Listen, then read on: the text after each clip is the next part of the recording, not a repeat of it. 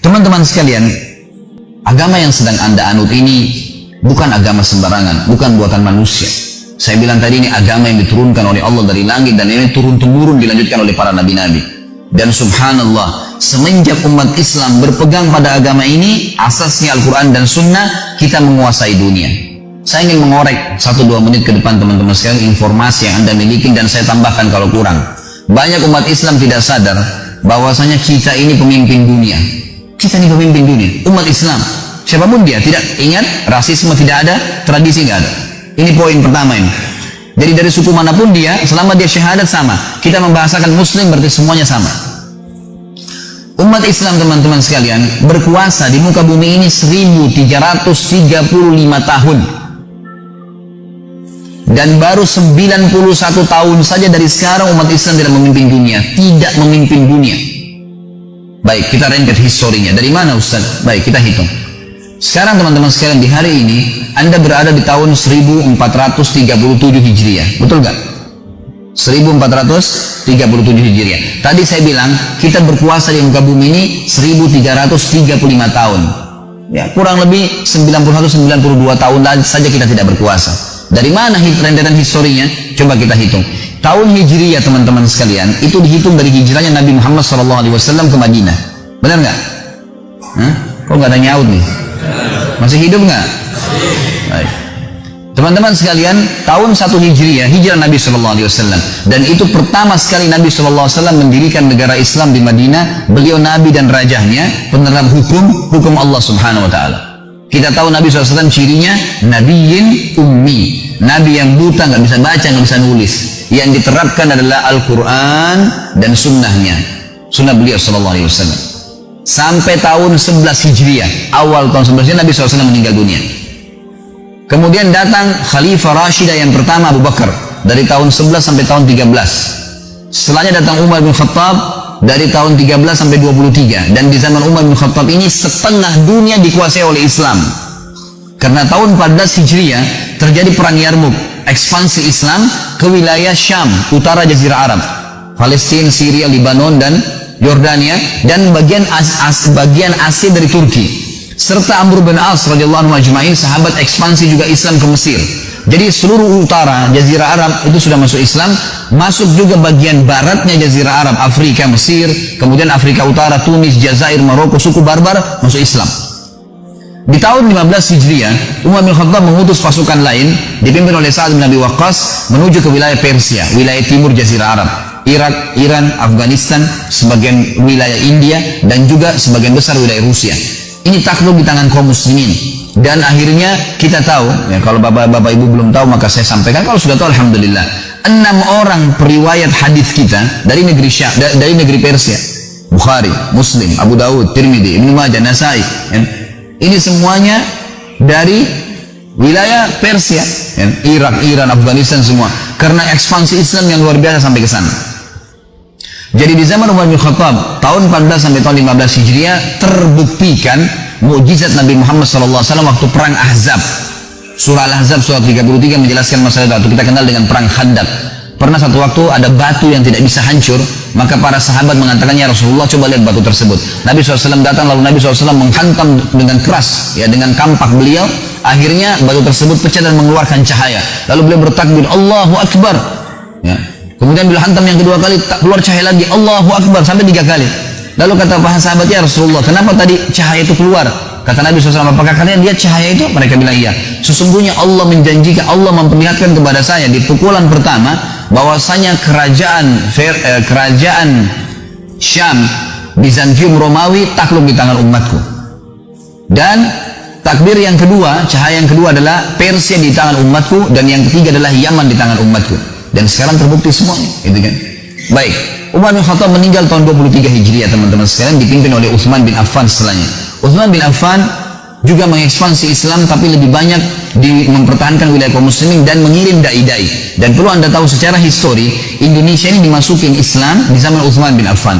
Karena kita punya data-data, ya, beberapa kuburan yang ditemukan di wilayah Aceh yang memang nama-nama ini tidak asing, ya, nama-nama ini tidak asing di buku-buku sejarah Islam. Mereka adalah dai-dai Utsman bin Affan yang berkuasa dari tahun 23 Hijriah sampai 37 Hijriah.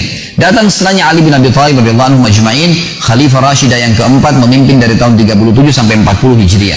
Dan perlu Bapak Ibu tahu, ini masa keemasan Islam, namanya Khulafaur Rasyidin. Ya. Perlu kita ketahui, Abu Bakar, Umar, Uthman, Ali tidak pernah punya ijazah politik dari Amerika. Bahkan Amerika tidak dikenal pada saat itu. Nggak punya ijazah ya, ekonomi dari Eropa. Tapi bagaimana mereka bisa memimpin? Apakah masuk akal teman-teman sekalian mereka tidak punya cara pengaturan ekonomi yang baik? Tidak punya tatanan masyarakat, pengaturan sosial yang baik? Tidak punya sistem politik yang baik? Ini karena kita tidak paham saja nih. Mereka itu orang-orang Badui dari Mekah, tapi mereka bisa memimpin dunia pada saat itu. Apakah hanya ekspansi begitu saja? Enggak, saudara. Ada sistem yang sudah Allah turunkan dan ini sebaik-baik sistem. Setelah itu, Khulafaur Rasyidin berdiri dinasti pertama dalam Islam namanya Umayyah. Umayyah ini teman-teman sekalian berdiri dari tahun 41 Hijriah, tepatnya 40 Hijriah, akhir 40 Hijriah sampai 132 Hijriah. Dan wilayah kekuasaan ibu kotanya di negeri Syam. Tepatnya antara Syria dengan Palestina. Kemudian datang setelahnya dinasti Abbasiyah dari tahun 132 Hijriah sampai 656 Hijriah dan takluk di tangan Mongolia pada saat itu. Lalu berdiri dinasti terakhir Islam 670 Hijriah sampai 1335 Hijriah, tepatnya dikenal dengan Turki Utsmaniyah. Turki Utsmani ini baru berubah dari khilafah menjadi republika itu di tahun 1924 Masehi, kurang lebih 91-92 tahun yang lalu saja.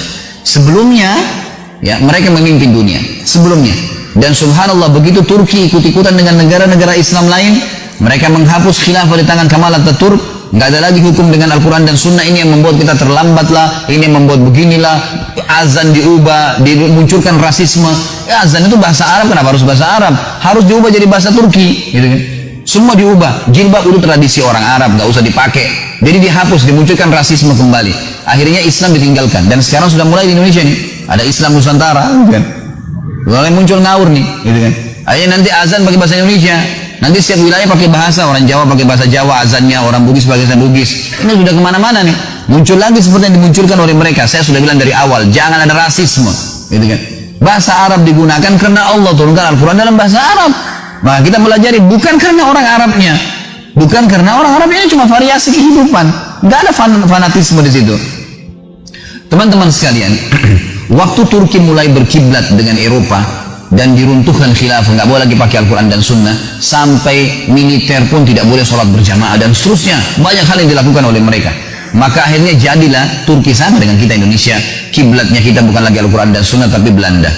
Teman-teman di Malaysia kiblatnya Inggris, teman-teman di Afrika, Mesir, Tunis, Jazair, Maroko, Prancis dan seterusnya. Turki pun berpegang pada Eropa. Runtuh semuanya, habis. Akhirnya terpetak-petaklah umat Islam dengan negara-negara masing-masing, sampai orang Indonesia pun atau orang Malaysia datang ke negaranya lewat perbatasan saja bisa ditembak kalau nggak punya izin. Hilang, muncul rasisme, muncul ya pepetak-petakan, dan ini yang berbahaya. Kata Nabi SAW tadi sudah bilang hal yang kecil, ini yang menghancurkan kalian. Tinggalkan tuh, nggak boleh ada batas antara seorang muslim dengan muslim yang lain. Teman-teman sekalian, saya punya data-data dan ini masih dalam manuskrip, banyak tulisan-tulisan yang ditulis dan ada di museum Turki, ada di museum Spanyol, banyak tulisan-tulisan ini. Di antaranya ada teman-teman, ada grup para ustadz-ustadz di WhatsApp.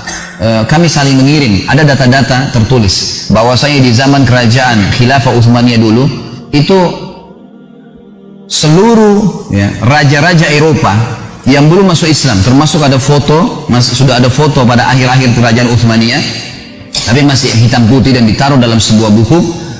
Itu Raja Swedia bukan Islam, Nasrani, Katolik, tapi istrinya ada fotonya itu menggunakan cadar, dan hampir semua wanita ya ratu-ratu Eropa pada saat itu yang belum Islam itu wanitanya pakai cadar, dan ditulis itu dalam bahasa Arab. Terjemahannya kurang lebih dia bilang ini dulu pada saat Islam berjaya dan berpegang pada kitab Al-Quran dan Sunnah Nabi SAW, maka Allah Subhanahu Wa Taala membuat seluruh wilayah non-Muslim pun mengikuti tradisi umat Islam, menjadikan Islam sebagai tradisi mereka. Sampai ratu-ratu mereka pakai cadar karena ratu-ratu Muslimin pakai cadar. Pada saat umat Islam berkuasa, maka mereka menjadikan Islam sebagai contohnya. Para pendeta dan pastor teman-teman sekalian tertulis dalam buku-buku manuskrip tulisan tangan yang sudah lama dari zaman dulu nih.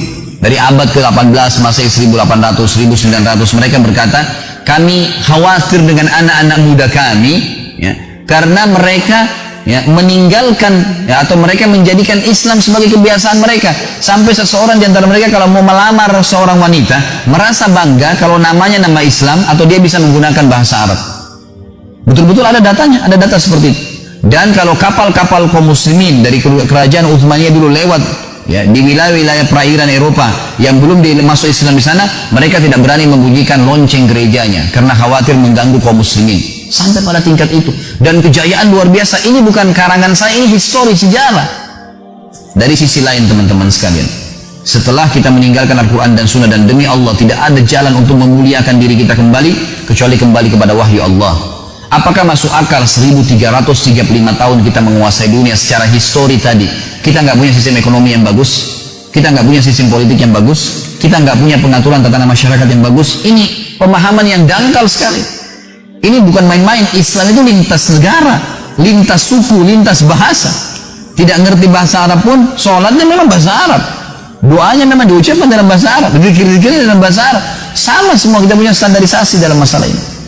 Dari sisi lain teman-teman sekalian, disembunyikan oleh banyak orang-orang non-muslim, dan orang Islam harus tahu masalah ini, bahwasanya semua teknologi yang ada sekarang, perkembangan yang kita banggakan dari penerangan lampu, dari alat-alat teknologi, kendaraan-kendaraan otomotif sekarang, semuanya teman-teman sekalian dari kaum muslimin. Data-datanya ada. Sampai sekarang manuskrip ada di Spanyol, seperti misalnya orang-orang Eropa pun tahu masalah itu. Sampai ada sekarang mereka buat film yang mengangkat akhirnya itu. Saya lihat beberapa cuplikannya, gitu kan. Saya tidak sarankan tentu Anda khusus nonton film ini, tapi saya sempat lihat cuplikan sedikit saja. Kalau Anda ketik di YouTube, coba tulis ya, hal-hal yang tersembunyikan, hal-hal yang disembunyikan dari agama Islam. Ada cuplikan di situ sekitar mungkin durasi 15 menit bagaimana mereka akhirnya mengungkap masalah itu.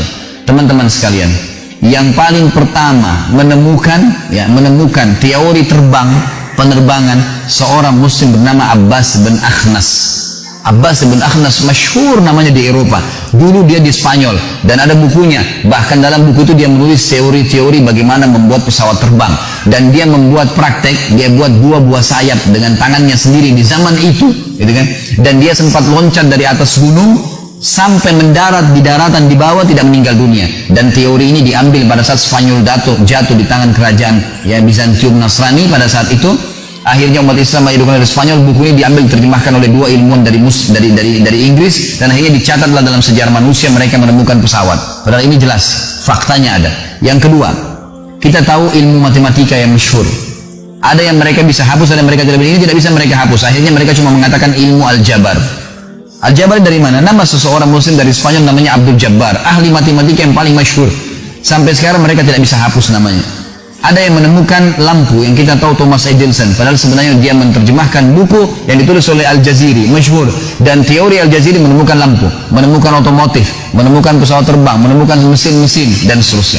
Dan cukup banyak ilmuwan-ilmuwan muslim yang tidak disebutkan nama-namanya. Belum kita bicara masalah ilmu alam, belum bicara ilmu lautan, mereka sudah pelajarin semua. Dan sampai sekarang teman-teman sekalian di Eropa, yang paling dibanggakan oleh orang-orang Eropa justru peninggalan bangunan kaum muslimin. Seperti di Spanyol, yang paling terkenal jembatan yang dibuat oleh dulu kerajaan Islam, ya bangunan-bangunannya. Sampai sekarang kalau Anda punya kelebihan rezeki, Anda bisa ikut paket umroh sekalian ke Cordova, melihat peninggalan Islam di Spanyol. Luar biasa. Bangunan-bangunan mereka sekarang dibanggakan oleh kerajaan, oleh pemerintahan Spanyol.